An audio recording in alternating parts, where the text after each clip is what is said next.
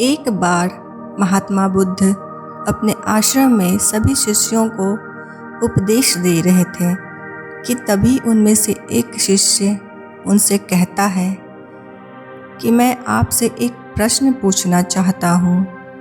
तथागत कहते हैं, पूछो वत्स, जो भी तुम्हें पूछना है।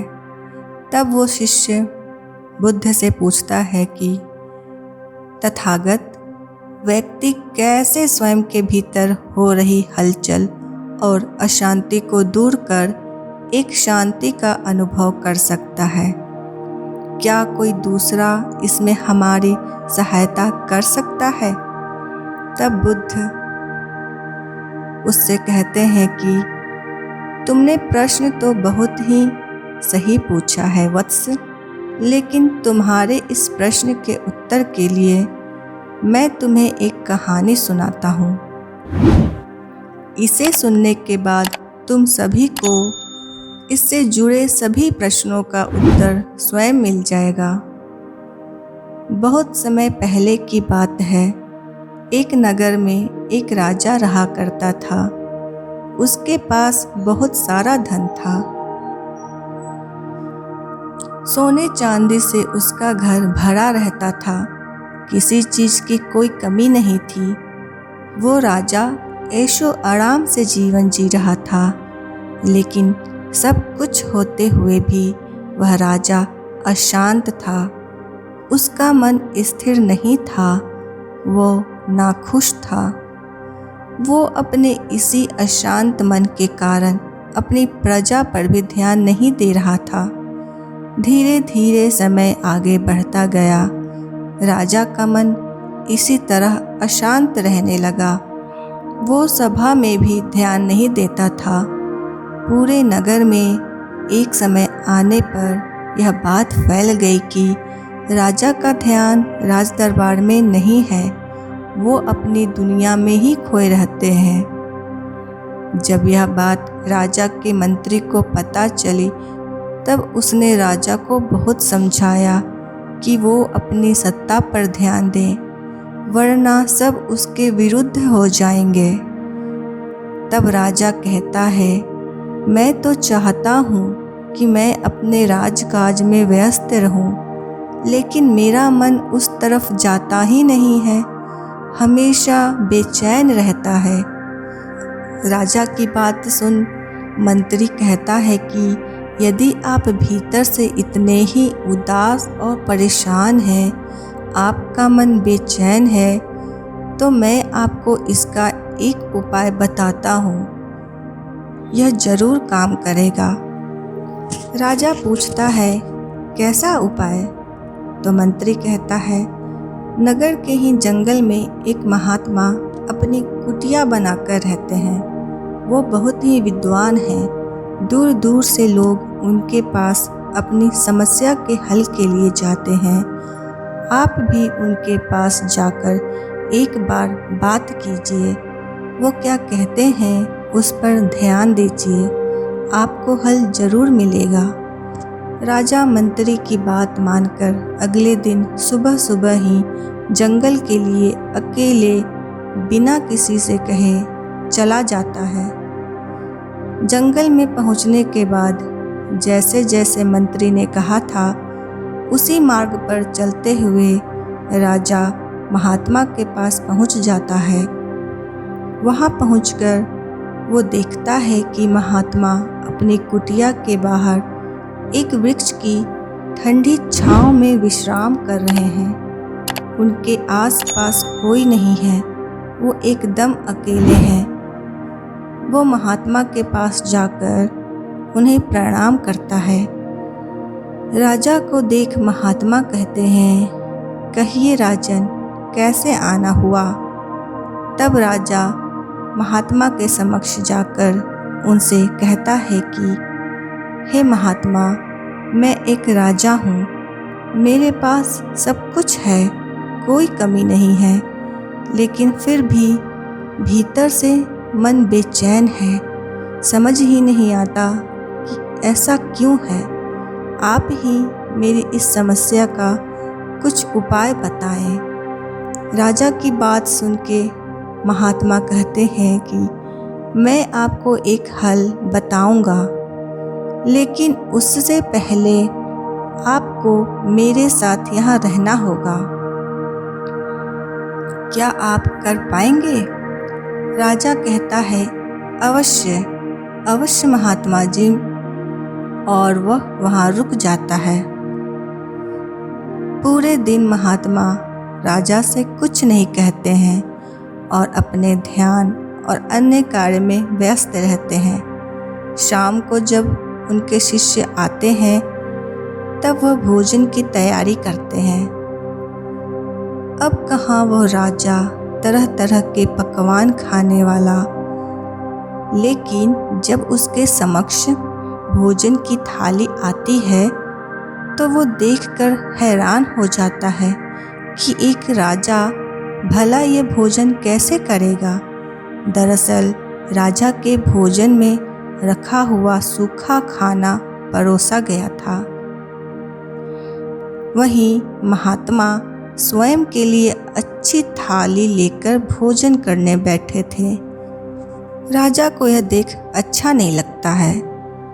वो कुछ ना कहते हुए थोड़ा सा खाकर छोड़ देता है। अगले दिन सुबह सुबह ही राजा उठकर टहल रहा होता है। वो देखता है कि सभी शिष्य महात्मा अपने कार्य में व्यस्त हैं। उसके बाद महात्मा उन्हें शिक्षा देते हैं, उपदेश देते हैं और उसके बाद वो वापस कुटिया में ध्यान देने के लिए आ जाते हैं। फिर महात्मा राजा को बुलाकर कहते हैं कि वो भी उनके साथ ध्यान करें। राजा प्रतीक्षा कर रहा होता है कि महात्मा अब उसके प्रश्न का जवाब देंगे, लेकिन वो पहले ध्यान करने बैठ जाते हैं। महात्मा स्वयं वृक्ष की ठंडी छांव में बैठ जाते हैं और राजा को धूप में बैठने के लिए कहते हैं। राजा थोड़ी देर ही धूप में बैठा रहता है कि उसकी हालत खराब हो जाती है और वह क्रोधित हो जाता है। क्रोध में आकर वह महात्मा से कहता है कि आप अपना ध्यान करें, मुझे लौटना चाहिए। महात्मा कहते हैं कि लेकिन आप क्यों जा रहे हैं? तब राजा कहता है कि यहाँ रुककर कुछ भी प्राप्त नहीं होगा। मैं तो यहाँ आपके पास अपनी समस्या के हल के लिए आया था, लेकिन यहाँ तो मुझे कुछ भी नहीं मिला सिवाय दुख मिलने के। मुझे भूखे पेट सोना पड़ा, इस धूप में पड़ा रहा। इससे बेहतर तो यही होता है कि मैं यहाँ आता ही नहीं। महात्मा उस राजा की बात सुनकर हंसने लगते हैं। यह देखकर वो और क्रोधित हो जाता है और कहता है कि इस हंसी के पीछे का कारण क्या है? तब महात्मा कहता है कि आपकी बातें राजन, आपकी बातें। आप कह रहे हैं कि आपका यहाँ आना व्यर्थ गया। आपको यह लग रहा है कि कल आप भूखे पेट सोए, आज धूप में बैठे, लेकिन क्या आपने यह समझने का प्रयास किया कि इससे मैंने आपको क्या समझाना चाहा? राजा कहता है, नहीं, मुझे कुछ भी समझ नहीं आया। तब महात्मा कहते हैं कि इन सबके करने का कारण बस यही था कि मैं आपको समझाना चाहता था कि जिस प्रकार मेरे ठंडी छांव में बैठने से आपके हिस्से की धूप कम नहीं होगी, जिस प्रकार मेरा अच्छा भोजन करना आपका पेट नहीं भर सकता, आपको संतुष्टि नहीं दे सकता, उसी प्रकार मेरे कुछ कहने या बताने से भी कुछ नहीं होगा। यदि आपके भीतर अशांति है, बेचैनी है, तो उसे आपको ही दूर करना होगा और वो आप स्वयं ही कर सकते हैं। स्वयं के भीतर हो रहे इन सब चीज़ों का कारण जानकर आप भीतर से उदास क्यों हैं, बेचैन क्यों हैं, सबका कारण आप स्वयं जान सकते हैं। इसके लिए आपको अपने भीतर झांक कर देखना होगा। तब आप दूसरे से बेहतर स्वयं को समझ पाएंगे और तभी आपको आपकी सारी समस्या का हल मिल जाएगा। एक बार प्रयास तो कीजिए स्वयं के भीतर देखने का, स्वयं के अंदर झांकने का। महात्मा की बात सुन राजा को एहसास हो जाता है कि उसे स्वयं से समझना होगा, तभी वो जान पाएगा और भीतर की इस उलझन को दूर कर पाएगा। दूसरे के भरोसे कोई कुछ नहीं कर सकता है। हमेशा इस बात का ध्यान रखना चाहिए कि आज जो कुछ भी तुम हो, तुम्हारे पास सब तुम्हारी मेहनत का फल है। उसी तरह तुम साधना पुरुषार्थ के द्वारा ही अपने भीतर शांति ला सकते हो। तब तुम्हें मेरी या किसी अन्य की कोई आवश्यकता नहीं होगी। तुम स्वयं अपनी मेहनत और साधना से शांति प्राप्त कर लोगे। महात्मा से यह बात सुनकर राजा को सब कुछ समझ आ जाता है और तब वो उनसे कहे अपने सभी शब्दों के लिए माफ़ी मांगता है और वह वापस महल लौट जाता है। अंत में कहानी पूरी होने के बाद महात्मा बुद्ध अपने शिष्यों से कहते हैं कि अब तुम सभी को तुम्हारे प्रश्नों के उत्तर मिल गए होंगे। मैं तुम्हें बस यही बताना चाहता हूँ कि व्यक्ति स्वयं को स्वयं से ही अच्छी तरह जान और समझ सकता है। उसके मन में कब क्या है, व्यक्ति की स्वयं की साधना उसके भीतर की अशांति और बेचैनी को दूर करती है।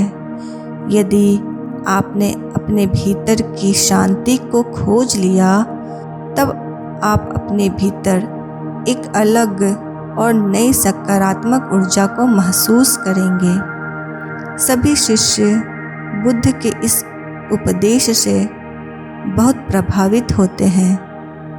अतः इस कहानी से यही शिक्षा मिलती है कि व्यक्ति अपने भीतर की किसी भी उलझन, समस्या, बेचैनी या अशांत मन को स्वयं ही ढूंढ सकता है, दूसरा कोई नहीं। बस आपको एक बार स्वयं ही स्वयं के भीतर झांकना होगा, तब आपको सारे हल मिल जाएंगे। मेरी इस कहानी को सुनने के लिए आप सभी का शुक्रिया। ऐसे ही जीवन का मूल्य सिखाने वाली कहानियों को सुनने के लिए मेरी इस चैनल को कृपया सब्सक्राइब करें। खुश रहें, मुस्कुराते रहें।